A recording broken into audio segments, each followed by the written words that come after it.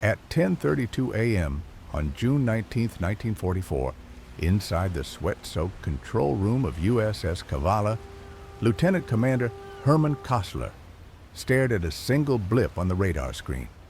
7 miles away through the Philippine sea haze, the biggest Japanese carrier force left in the war was steaming straight toward him at 20 knots. One wrong periscope peek, one late dive, and his entire crew of 79 men would die under a rain of depth charges. Kossler knew this was not just another patrol. This was the moment that could erase Japan's last chance to stop America from bombing Tokyo. Kossler was 36 years old, a Naval Academy graduate from Ohio, with steady hands and a reputation for cool decisions under pressure. He gripped the conning tower ladder as the radar operator called out updates. More blips joining the first, now 7 distinct contacts, large ones in the center. The boat was running on batteries at periscope depth. Every non-essential machine shut down to stay quiet. The air was thick with diesel fumes, sweat, and the metallic tang of fear. Kossler had trained for this at New London, Connecticut, but training never captured the real stakes. His executive officer, Lieutenant William B. Parham, stood ready at the plotting table, pencil hovering over charts. One wrong calculation, and their torpedoes would miss. One hit, and they could change the Pacific War. 3 years earlier, Pearl Harbor had taught the U.S. Navy a lesson in blood. On December 7, 1941, Japanese carriers struck without warning. Kate torpedo bombers slammed into battleships at Battleship Row. Arizona exploded, killing 177 men. West Virginia settled to the bottom with 106 dead. American submarines like USS Argonaut watched from the harbor entrance, helpless. Their Mark 14 torpedoes dudded 9 times out of 10, running deep, premature magnetic exploders or circling back toward friendly ships. Patrol after patrol returned empty-handed. Captains filed reports of multiple hits observed, no damage, and admirals called them liars. Careers stalled. Some officers cracked under the pressure. Then Mush Morton took command of USS Wahoo in 1942. Morton was different, a brawler who hated excuses. On his first war patrol, Wahoo sank 4 ships. His second patrol became legend, 8 Japanese vessels in 35 days, including the 8,500-ton cruiser Tatsuta. Morton surfaced in broad daylight to machine gun survivors, breaking every rule but proving what work torpedoes could do. He sent detailed reports to Pearl Harbor, approach angles, torpedo settings, evasion tactics. Admiral Charles Lockwood read every word. Lockwood was a submariner himself, a man who had commanded S-30 in the 1920s and understood the hell of submarine life. He took Morton's lessons and built a new doctrine. No more fleet scouts trailing battleships. Submarines would hunt independently, like wolves cutting supply lines. They would starve Japan of oil, food, steel, everything needed to keep fighting. Lockwood's changes hit the fleet fast. By early 1943, engineers fixed the Mark 14 torpedoes. They disabled the magnetic exploder, set contact pistols for shallower runs, and added the Mark 18 electric torpedo, wakeless, perfect for daylight attacks. New boats like the Gato class got SJ surface search radar, picking up ships at 12 miles in the dark. SD air search radar warned of planes. JK sonar tracked propellers through water layers. The torpedo data computer, an electromechanical brain, took 3 periscope sightings, bearing, range, speed, and spat out a firing solution accounting for own ship's motion. Crews drilled endlessly. Every man qualified on every station. Lose the torpedo officer, and the cook had to fire the fish. Lose the cook, and the machinist's mate made spam for 79 hungry men. But weapons alone would not win. The real killer edge came from code breakers. Station Haipo in Pearl Harbor, led by Joe Rochefort, had cracked Japan's main naval code, JN-25. By 1944, teams in Washington and Melbourne read enough traffic to predict fleet movements. They saw Japanese oil tankers scattering under submarine attacks. They tracked merchant losses. 55% of Japan's shipping gone by mid-1944. Most importantly, they spotted the buildup at Tawatawi anchorage in the Sulu Sea. Vice Admiral Jisaburo Ozawa was massing 9 carriers, including new heavyweights Shokaku and Taiho, plus battleships Yamato and Musashi. Destination, the Marianas. Why? American Marines had hit Saipan on June 15th. Lose Saipan, and B-29 superfortresses based there would bomb Tokyo from 500 miles away. Japan had to smash the U.S. invasion fleet now, or the home islands burned. Lockwood saw the trap forming. Ozawa's force needed 400 miles of open water to reach Saipan. That meant steaming north through the Philippine Sea, a 700-mile-wide kill zone. Lockwood drew the NA scouting line on his charts: 8 submarines: Albacore, Kavala, Bang, Finback, Stingray, Pilotfish, Flying Fish, Sailfish. Spaced 20 miles apart from 13 north, 28 east to 17 north, 134 east. Each boat patrolled a box, zigzagging to cover gaps. Fuel limits, battery life, radar ranges, all calculated. If Ozawa zigged left, Albacore caught him. Zigged right, Kavala, pushed straight ahead, and multiple boats reported simultaneously. Kavala and Albacore were backups, not stars. Kavala, SS-244, was on her maiden patrol, commissioned just 4 months earlier at Groton, Connecticut. Built by electric boat, 311 feet long, 1,526 tons surfaced, 4 Fairbanks Morse diesels gave 5,400 horsepower for 20 knots on top. 4 GE electric motors pushed 274 horsepower submerged. 10 tubes, 6 forward, 4 aft, 24 Mark 14s loaded. Kostler had drilled his crew hard: shakedown cruises, torpedo quals, depth charge rides. They left Midway on June 4th, crossed 2,000 miles of empty ocean, dodged a typhoon that tossed them like a cork. Albacore, SS-218, was a veteran Gatto under Commander Ladarian Fitchett, her 9th patrol.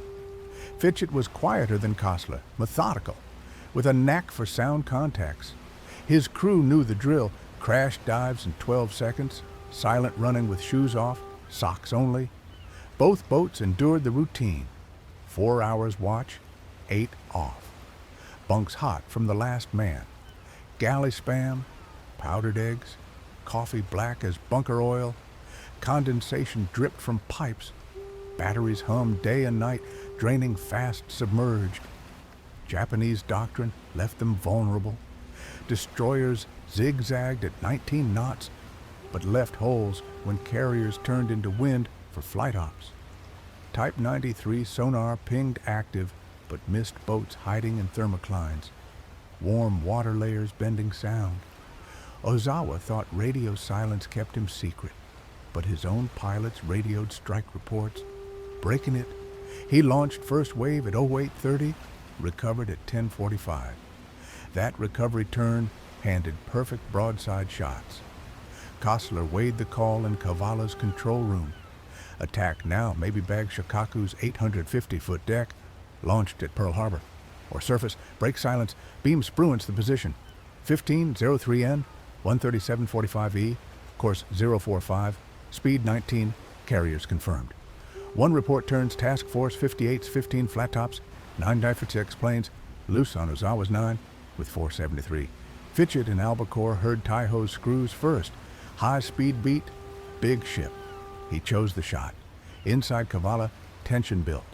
Plotting party crunched numbers. TDC word. Torpedo crews spun gyros hot. Diving officer watched trim tanks. Radar man called, formation growing, 15 contacts now. Kostler gripped periscope handles. One peak confirms pagoda masts. 6 fish away breaks Shokaku's back. The war's hinge moment. Lockwood's trap sprung. Code breakers delivered. Now the wolves close teeth. Steel wolves. Life aboard USS Kavala and USS Albacore on the eve of the most important patrol of the Pacific War. June 4th, 1944. Midway Island's concrete pier, USS Kavala, hull number SS-244, cast off her mooring lines under a gray Pacific sky. Lieutenant Commander Herman Kostler stood on the bridge, binoculars to his eyes, scanning the empty horizon. At 36, he was young for command, but carried the weight of a maiden patrol. One mistake, and his boat and his career ended on the bottom. His crew of 79 men didn't know it yet, but they were sailing into history. Kavala was brand new, commissioned February 29th at Electric Boats Groton Yard. Laid down March 4th, 1943, launched November 14th. Gatto-class fleet submarine, backbone of Lockwood's Wolfpack. 311 feet long, 27 feet beam, 1,526-ton surfaced, 2,024 submerged. High tensile steel pressure hull, test depth 300 feet, crush depth closer to 500 if you pushed her. 4 Fairbanks Morse diesels forward and aft, 5,400 shaft horsepower, 20.25 knots surfaced if clean. 4 GE electric motors, 2,740 horsepower submerged, 8.75 knots max on batteries. Range, 11,000 nautical miles at 10 knots surfaced, 96 hours at 2 knots submerged before blackout. Armament made her a killer. 10 21-inch torpedo tubes, 6 bow, 4 stern. 24 Mark 14s loaded, each 20 feet 6 inches, 3,280 pounds, 643-pound Torpex warhead. Fixed at last. No more deep runners, no dud magnetic exploders. Mark 18 electrics as backups, wakeless for daylight shots. 1 5-inch 25 deck gun with 200 rounds. 2 50 cal machine guns topside, 2 30 cal for AA. Kostler had test-fired everything off Oahu. Tubes 1 through 6 worked like clockwork. Kostler's executive officer, Lieutenant William B. Parham, ran a tight wardroom. Parham was the boat's brain. Annapolis 37, fire control expert. Torpedo officer, Lieutenant J.G. John A. Koch, managed the fish. Chief of the boat, motor machinist's mate, First Class Forrest H. Jacobs kept diesels purring through sweat and grease. Radio man First Class Robert D. Martin handled comms. Every man cross-qualified. Jacobs could fire tubes, Koch could splice wire, Martin could stand sonar watch. Dead men didn't get replaced 2,000 miles from Pearl. Life aboard was brutal preparation.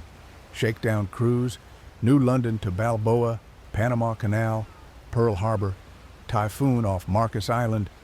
June 8th nearly broke her. 15-foot seas, bridge awash, galley dishes shattering. Kostler crash-dived to ride it out. Crew puked, but held station. 4-hour watches, bridge lookouts, radar scopes, sonar phones, engine room rounds. 8 off, hot bunks rotating 3 deep, diesel stink, spam fritters, powdered milk. Condensation rained from pipes. CO2 scrubbers hissed. Batteries charged nightly surfaced, hummed constantly submerged. Kostler gathered the wardroom June 3rd, pre-departure. Orders: east of Philippines, San Bernardino, and Surigao Straits approaches. Interdict shipping, scout for fleet units. No mention of carriers. That intel was eyes only for him. Crew sensed tension. Extra torpedoes loaded, quals doubled. Jacobs cornered Kostler in the engine room. "Skipper, we chasing big game?" Kostler clapped his shoulder. "Just do your job, Chief. We'll find out soon enough."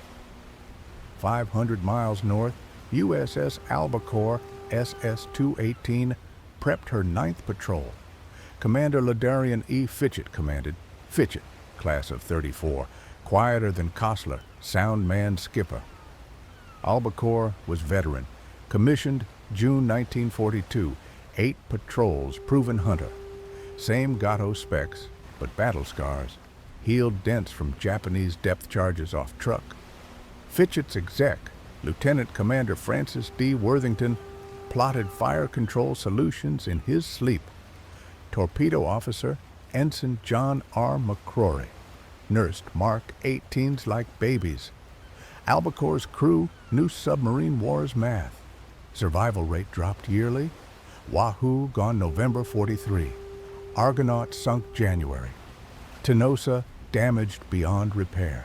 Fitchett lost 2 boats under previous commands. His wardroom talk was blunt. Japanese escorts getting better. Sonar teams work in pairs now. We get 1 shot per contact. Make it count. Radio Man Second Class Eugene B. Fluckey, brother of famed Skippy Fluckey, handled encrypted traffic. Sonar Man First Class Robert H. Russell heard screws through thermoclines others missed. Albacore's routine mirrored Cavala's. Typhoon same beating, Spam same taste, bunks same rotation. But veterans carried edge, battle rattle immunity. McCrory bragged about truck hits. Felt her screws stop after number 3 fish, knew she was done. Russell logged every ping signature.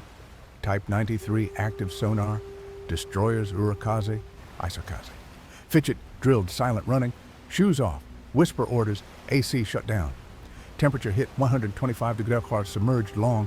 Men passed out, got slapped awake. Both boats hit patrol zones, June 17th. Kavala at 13 degrees and 137 degrees E. Albacore 30 miles north. Orders shifted. Major enemy fleet expected. Hold position. Report contacts. Crews smelled blood. Kostler caught pipefish on TBS. Convoy contact lost. Pushing east. Flying Fish reported task force June 15th. Gone by dawn 16th. Tension coiled tighter. June 18th. Kavala submerged dawn. Crept at 3 knots battery power. Lookouts rotated every 20 minutes. Sun glare killed eyes. Kostler snatched sleep in captain's bunk. Woke to radar ping 1945, June 17th. Faint contact 29 miles west. Multiple large units, 19 knots, 045. He surfaced. Sent first report breaking silence. Enemy task force carriers, battleships, 1330N, 13630E course, 045 speed 19. Spruance got it aboard Indianapolis. Battle joined. Albacore caught echoes, same night. Fitchett tracked independently. No coordination. Subs operated alone. June 19th, 0345, low plane buzzed, Kavala surfaced. Kostler crash dived, plane circling overhead, heartbeats against bulkheads. Plane missed. Dawn periscope depth. Empty sea. Batteries 60%. Air turning. Inside both boats, men prepped unknowing. Torpedo room gang spun gyros, 10 minutes to hot. Forward room, tubes 1-6 drained, loaded, flooded, spun. Aft room same. TDC tested, gyros synced, bearings zeroed. Plotting party dry ran solutions. Carrier 12,000 yards, 20 knots, 90-degree track across bow. Gyro angles calculated. Tube 1 plus 5 degrees, tube 6, 2 degrees. Perfect spread. Kostler paced con, chain smoking. Parham double-checked charts. Jacobs nursed diesels. Filters clogged from poor midway fuel. Martin keyed TBS for traffic. Spruance launching scouts. Fitchett and Albacore heard first screws 1048. High-speed merchant bearing 070, range 15,000. Not merchant. Screws too big, too steady. Taiho's beat. Noon approached. Kavala's SJ radar painted formation. Pagoda masts resolving. Albacore's sonar locked Taiho's rhythm. Both skippers faced same fork. Shoot first or report more. History chose for them. Trap set. Wolves hungry. Prey close distance. The moment of contact. Radar blips in the dark. Periscope glimpses of rising suns, and the race to get within torpedo range of Shokaku and Taiho. 10:48 a.m. June 19th, 1944. USS Kavala, 80 feet below the Philippine sea surface. Sonarman Second Class James H. Kelly ripped off his headphones in the sound room. High-speed screws, bearing 70, range 15,000 yards, skipper. big ones. Steady beat. Lieutenant Commander Herman Kostler bolted from the con to the sonar shack. He pressed the phones himself. There it was. Rhythmic thump, thump, thump of twin screws driving a monster through the water. Not destroyers. Capital ship. Shokaku's pulse.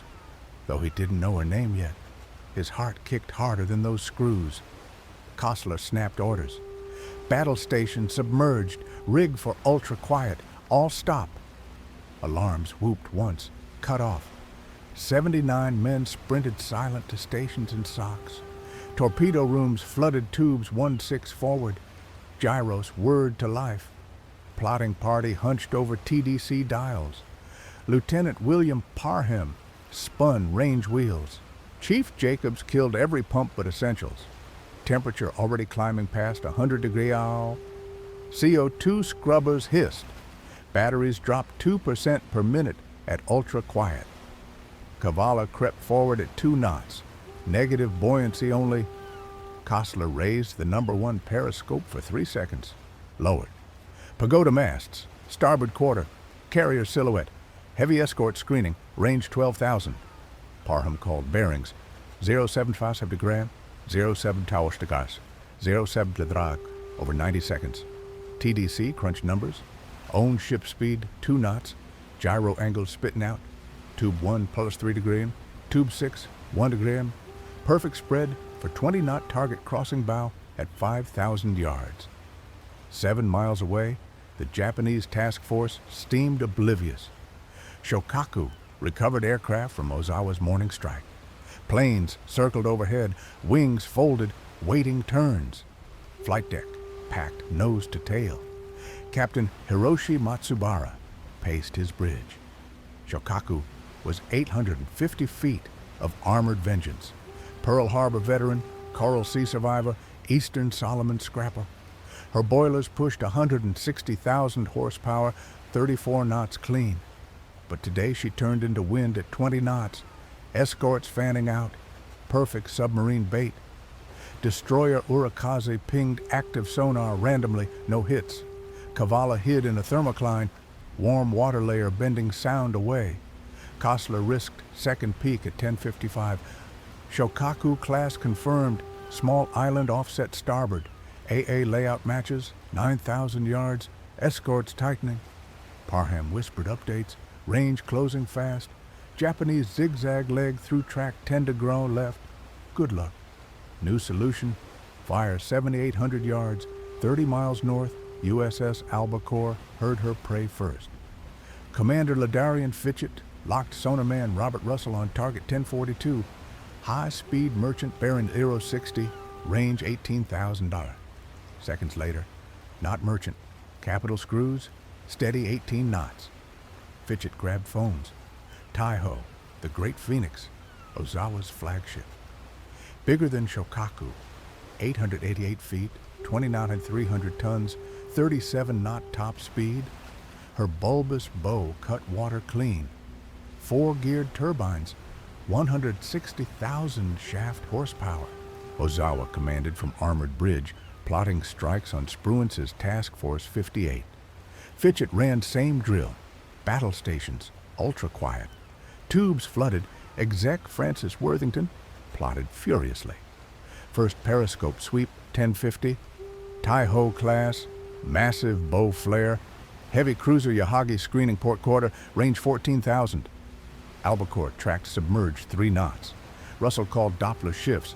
Target steady 0.5 degrees, 18 knots. TDC solution matured. Gyro angles locked. Fitchett faced same math as Kostler. Shoot or report. He chose shoot. Back in Kavala, 11:10. Third periscope peak. Kostler held scope 5 seconds. Counting masts. Urakaze crossing track, 4,000 yards. She's blocking tube spread. Wait or fire blind? Parham calculated spread width, 800 yards at 5,000. Urakaze dead center. Kostler chain smoked, sweat dripping. Range now 4,200. Carrier filling scope. Planes landing amidships. Perfect broadside. 11-16. Urakaze cleared 200 yards starboard. Kostler's call. Match pointers. Fire 1. Fire 2. Compressed air hissed. Tube 1 shuddered. Mark 14 leaped away. 46 knots, 15-foot depth setting, 8-second intervals. Fish 2, 3, 4, 5, 6. Fan pattern. Tube 1 right track, tube 6 left. 1.2 miles to run. Kostler snapped, "Take her deep. Negative tank. All dive." Kavala plunged bow down, ballast flooding. 100 feet, 150. First hit, 11 20, 40. Deep boom shook hull. Crew grinned feral. Second hit, 48 seconds later. Third, 56 seconds. 3 of 6. Shokaku's frame 145, boiler room gutted. Forward avgas bunkers hold. Number 1 elevator jammed. 5,000 tons water pouring in. Matsubara ordered hard right rudder, counterflood port. List 15 to ground starboard. Speed dropped 12 knots. Fires licked hangar deck. Japanese escorts went berserk. Urakaze and Isokaze traced wakes back. First depth charge pattern, 1122. 6 ash cans, 200 yards aft, 250 feet. Kavala groaned at 320 feet. Lights flickered. Cork fell from overhead. Kostler rode trim planes, steady. Second pattern closer, 4 charges 50 yards off bow. Bulbs burst. Men braced knees against bulkheads. Silent running. No talking, no footsteps. Breath shallow. Temp, 118 degrees. Albacore struck 30 minutes earlier, unknown to Kostler. Fitchett fired 1056, 6 Mark 18 electrics, 1 to 500 yards. 1 fish hit Taiho amidships under Island Bridge. 5,000-ton hole.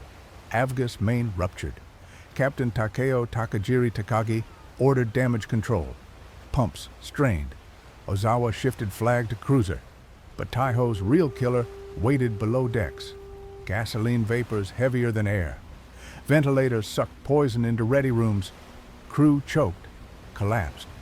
Takagi counter-flooded wrong compartments. List grew. Kavala's ordeal peaked 11:35. 10 charge pattern dead overhead. Pressure wave buckled plates. Gauges pinned 0. Jacobs whispered battery voltage, 48%. 6 hours left, submerged max. Sonar reported breaking up noises, 13:30. Shokaku's hull stressing, 14:08. Magazine detonation, 4 thunderclaps. Matsubara ordered abandoned ship 1410. Shokaku capsized 15:01. 272 dead. Urakaze, Yahagi picked up 391. Fitchett dodged lighter barrage. Albacore surfaced 1700 after 11 hours. Taiho blew apart 1638 from avgas blast lifting armored deck. Ozawa blind, down 2/3 carrier power. Both subs survived. Spruance pounced with 956 planes. Mariana's turkey shoot began. Kostler gripped periscope handles 1900 surfacing. Empty ocean. Diesels roared life. Fresh air hit like salvation. Attack Shokaku class. 3 hits. Heavy explosions post-dive. Target likely sunk. Pearl Harbor erupted cheers. Lockwood flashed back. Well done. Beyond expectations. Wolves drew first blood. Empire staggered. Fire and counterattack. Torpedoes in the water. Explosions under the carriers and the hours of crushing depth charge torture that few submariners survived to tell about. 11:20:41 a.m. USS Kavala shuddered like a gong struck by God. First torpedo hit. Deep bass boom rolled through the Philippine Sea, vibrating hull plates 320 feet below. Lieutenant Commander Herman Kostler gripped the DCP diving control party rail, eyes locked on depth gauge. Crew held breath. 8 seconds later, second hit. Third at 56 seconds. 3 of 6 Mark 14s found Shokaku's vitals. Torpedo room gangs pounded backs, silent. Feral grins flashed in dim red light. They'd done it. Pearl Harbor, avenged. Forward torpedo room, Lieutenant John Koch checked tube drains. Water pressure equalized, no leaks. Aft room same. But celebration died fast. 11:22. First Japanese depth charges detonated. 6 ash cans patterned 200 yards aft, set 250 feet. Kavala lurched starboard. Cork insulation rained from overhead. 2 red battle lamps burst. Emergency lanterns kicked in. Kostler snapped, "Steady the boat. Let full rudder, 350 feet, ultra quiet. Men froze. No footsteps, socks only. Whisper orders, AC secured. Temp jumped to 118 degrees. Sweat poured. CO2 levels climbed. Batteries rid 48%. 6 hours max submerged. Above, Shokaku burned. First fish gutted number 3 boiler room, frame 145, 18x 4-foot hole, 5,000 tons water in 90 seconds. Second Mark 14, shredded avgas bunkers forward, 3,000 gallons ignited, hangar deck fireballs. Third hit, jammed number 1 elevator half up, severed fuel lines. Captain Hiroshi Matsubara hit general quarters. Damage control parties counter-flooded port side. List stabilized at 15 degrees starboard. Speed 12 knots. But avgas vapors, heavier than air, filled lower decks despite blowers. Matsubara smelled death but ordered, maintain formation, flight ops resume. Destroyers Urakaze and Isokaze owned the hunt. Urakaze's Type 93 sonar pinned Kavala's position from torpedo wakes. First pattern, amateur hour. Second run closer, 4 charges 50 yards off bow, 300 feet. Pressure wave buckled forward room door, gauges pinned 0. Chief Jacobs whispered from maneuvering, voltage dropping skipper 46%. Kostler rode trim planes like reins. Down angle 5 degrees. All stop. Negative buoyancy. Drift only. Kavala ghosted silent in thermocline layer, sound bending away from Japanese pings. 11:35 a.m. Hell pattern. 10 depth charges overhead, staggered 200-400 feet. Closest 4 at 25 yards. Hull groaned like whale song. Forward bulkhead whipped rivets. Light bulbs shattered wardroom. Men braced knees against frames, teeth clenched. 17-year-old seaman first class Tommy Ruiz pissed himself in sonar shack. Normal. No shame. Kostler chain-smoked unfiltered Luckies, ash dropping on plotting table. Parham recalculated battery curves. 4 hours left, sir. Air turning bad. CO2 headache hit. Shallow breaths conserved oxygen. 30 miles north, USS Albacore took lighter beating. Commander Ladarian Fitchett's Mark 18 electrics struck Taiho cleaner. 1 fish dead center under Island Bridge, 10:56. 5,000-ton hole amidships. Avgas main ruptured completely. Captain Takeo Takagi Takajiri sealed compartments, counter-flooded starboard. Ozawa shifted flag to Yahagi cruiser 1100. But Taiho's design flaw killed her. Longitudinal bulkheads funneled vapors bow to stern. Ventilators sucked poison into crew spaces. Ready rooms choked. Pilots collapsed, faces blue. Takagi ignored manual, pumped air into burning hangar instead of venting low. Gasoline lake spread below armored deck. Albacore's exec, Francis Worthington, dodged 6 charge patterns. Fitchett played deeper. 308 feet, test depth crushed. Sonarman Robert Russell heard Yahagi overhead, 11:30, screw beat crescendo, then fade. No follow-up ash cans. Fitchett risked 30-second drift south. Japanese escorts chased ghosts. Albacore's crew endured quieter hell, 112 degrees, men slapping fainted mates awake. Batteries, 52%. Flucky on radio logged Spruance traffic. Scouts airborne, strike forming. Back in Kavala, 12:15 p.m. Hunt eased, only Urakaze pinged close. Kostler ordered gentle 10-degree course change west. Slip search pattern. 12:45, sonarman Kelly reported new noise northeast. Breaking up sound, skipper. Hull stressing. Rivets popping. Shokaku's back breaking. 1:32 p.m. same bearing, louder fractures. 1:408 p.m. 4 massive blasts. Not depth charges. Shokaku's magazines or avgas bunkers. Thunderclap shook Kavala 2 miles away. Crew knew, target dead. Shokaku's end came textbook failure. Matsubara abandoned ship 2:10 p.m. List hit 45 degrees starboard. Men slid off slanting deck into oil fire sea. Urakaze, Yahagi hauled 391 survivors. Wada 272 drowned, including Matsubara, down with ship. Largest carrier loss since Midway. Taiho followed 4:38 p.m. Takagi's damage control ignited vapors. Armored flight deck lifted 20 feet. Secondary blasts cooked off AA ammunition. Bow vanished in fireball. Stern stuck vertical, propeller spin in air. Yahagi grabbed 300. Ozawa, now blind, down 2/3 carrier air power. Kavala's true torture peaked 2 Oz p.m. Last heavy pattern, 14 charges circling. 1 dead overhead, 390 feet. Non-critical leak forward room, salt spray. Damage control gang lashed tarps. Kostler calculated surface 1900 or die sealed. Batteries 28%. CO2 scrubbers failing. Men lethargic, vomiting bile. 4:45 p.m. Silence. Escorts gone. Rescuing survivors or rejoining Ozawa. Kostler risked periscope. Clear horizon. Surface. Emergency blow. Diesels gasped air. Fresh wind hit bridge like salvation. Crew stumbled topside, gulping oxygen, puking over rail. Fitchett surfaced Albacore 5 p.m. after 11 hours submerged. Both skippers flashed Pearl. Kavala, Shokaku class, 3 hits, explosions, post-dive, sunk, confirmed. Albacore, Tai-Ho class, 1 hit, catastrophic blasts heard. Lockwood whooped. Spruance pivoted, Task Force 58 West, 9 of 56 Hellcats Corsairs, Avengers airborne. Ozawa's 423 planes faced 2-to-1 odds. Mariana's turkey chute locked in. Kavala's battery recharge began. Jacobs cursed clogged filters, Midway fuel crap. Kostler lit fresh lucky.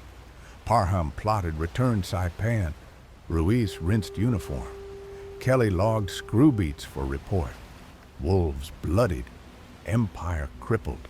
But depth charge echoes lingered in ears. Tomorrow, surface war decided. Subs set table. The day the Empire sank. How 2 American skippers wrote their names into history, and why Japan's unsinkable carrier fleet never returned. July 1st, 1944, Saipan Harbor. USS Kavala tied up to a bullet-pocked pier while Marine artillery still thundered ashore. Lieutenant Commander Herman Kostler stepped onto concrete first solid ground in 27 days. His 79-man crew stumbled behind, pale from weeks without sun, uniform stiff with salt. Admiral Raymond Spruance waited dockside with staff officers from Task Force 58. No brass band, just handshakes and questions. "Walk me through the torpedo solution," Spruance said.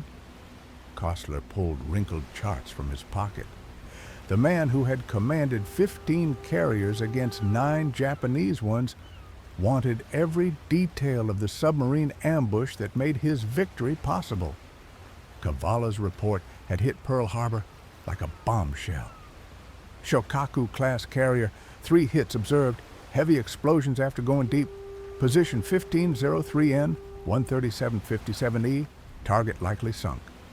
Cross-checked with Albacore's flash traffic. Tai-Ho-class carrier, 1 torpedo hit, catastrophic internal explosions. Admiral Charles Lockwood personally drafted replies. Kavala, well done. Achievement beyond expectations. Albacore, confirm kill. Spruance positioning accordingly. By nightfall June 19th, Spruance knew Ozawa's exact track, composition, and weakness. He launched 208 Hellcats at dawn June 20th from 15 Essex-class carriers. Against them, Ozawa's 473 planes from 7 surviving flat tops. The numbers told instant truth. American F-6F Hellcats shredded Mitsubishi Zeros in 10-to-1 kill ratios. Japanese pilots, 200 flight hours training versus American 800+, flew into mass .50 caliber fire. By dusk, June 20th, 645 Japanese aircraft littered the Philippine Sea. 240 from carriers, 405 from Guam Rota, Tinian Fields. Only 25 American planes lost. Aviators called it the Mariana's turkey chute. Ozawa fled west, surface ships untouched, but air groups annihilated. Japan lost 90% carrier capability in 48 hours. Submarines got the capital ships. Hellcats got the pilots. Kostler debriefed Spruance 3 hours. Periscope 3 sightings only. Range 12,000 to 4,200. TDC solution perfect. Urakaze blocked but cleared track. Spruance nodded. His decision to hold strikes June 19th, protecting Saipan landings, worked because subs pinned Ozawa cold. Marines secured Saipan July 9th. B-29s based their firebombed Tokyo 11 months later. Japan's war economy choked. Submarines alone sank. 55% Japanese shipping, 113 merchants, 4.9 million tons, 201 warships. Kavala and Albacore proved the doctrine. Commander Ladarian Fitchett docked Albacore Majuro June 25th. His quieter report matched Kostler's drama. One Mark 18 electric fish, amidships under Ozawa's bridge. Taiho's armored deck, her unsinkable feature, became tomb. Gasoline vapors pooled below, ignited 1638 by spark or hot shrapnel. Blast lifted 65,000-ton deck 20 feet. Secondary explosions vaporized bow. Stern stood vertical 3 minutes, propellers spinning air. 250 dead, including Captain Takaji Joshima. Ozawa transferred to cruiser, blind without flagship radar plotting room. Post-war records confirmed kills. Japanese logs. Shokaku took 3 torpedoes, 11:20 June 19th. Flooding uncontrollable. Despite counterflooding, Avgas fires spread. 1410, abandoned ship. Capsized 1501. Taiho single hit but fatal. Unvented vapors, wrong damage control. Both losses. Same day, gutted Ozawa's first mobile fleet. 9 carriers sorted. 4 returned. Suikaku, Chiyoda, Junyo, Ryuho, 5 gone. Taiho, Shokaku, Hio. Aviation bomb June 20th, plus 2 smalls. 1-800 aircrew, irreplaceable. Kostler earned Navy Cross. Kavala Presidential Unit Citation, 7 battle stars, total war. Fitchett Silver Star. Albacore 10 battle stars, but tragic end. Lost October 1944 off Japan, all 84 hands. Cause unknown, mine or depth charges. Wreck never found. Kavala survived, decommissioned 1946, recommissioned Cold War, now museum ship, Galveston, Texas. Visitors touched torpedo tubes that sank Shokaku. Lockwood's Wolfpack doctrine rewrote submarine war. Pre-war fleet scouts became independent commerce raiders, then fleet killers. Lessons: prioritize contacts over single kills. TDC periscope discipline. Thermocline evasion. Japanese anti-submarine warfare failed systematically. Destroyers chased wakes but lost quiet boats. No coordinated hedgehog patterns. Ozawa broke radio silence with pilot chatter, confirming position. Fuel shortages cut ASW training. By Leyte Gulf, October 1944, submarines feasted again. Tang's 6-ship rampage, Darter's heavy cruisers. Shokaku and Taiho rest undiscovered 18,000 feet down. Shokaku split by internal blasts. Boilers imploded. Taiho scattered across square miles. No Paul Allen expedition found them. Their absence marked Japan's naval death. Post-Marianas, combined fleet became battleship-focused floating reserve. Carriers became decoys. Kamikazes replaced trained pilots. Surrender came August 1945 after 2 nukes and Soviet invasion. Kostler commanded 3 more boats post-war. Died 1971. Buried Arlington. Parham reached captain, retired Florida. Jacobs stayed Navy, chief warrant. Survivors attended Kavala reunions into 1990s. Fitchett's men remembered 11-hour dive. Thought we'd bought it when Yahagi passed overhead. Last Kavala vet died 2018. Their story lives in declassified war diaries, sonar logs, torpedo settings, etched TDC gears. June 19, 1944 decided Pacific War at sea level. Subset table, Hellcats cleared it. Japan bet everything on carriers and lost. 2 skippers, 158 men in steel tubes turned tide. Empire sank not with thunderous broadsides, but silent fish from deep. History belongs to wolves who waited longest.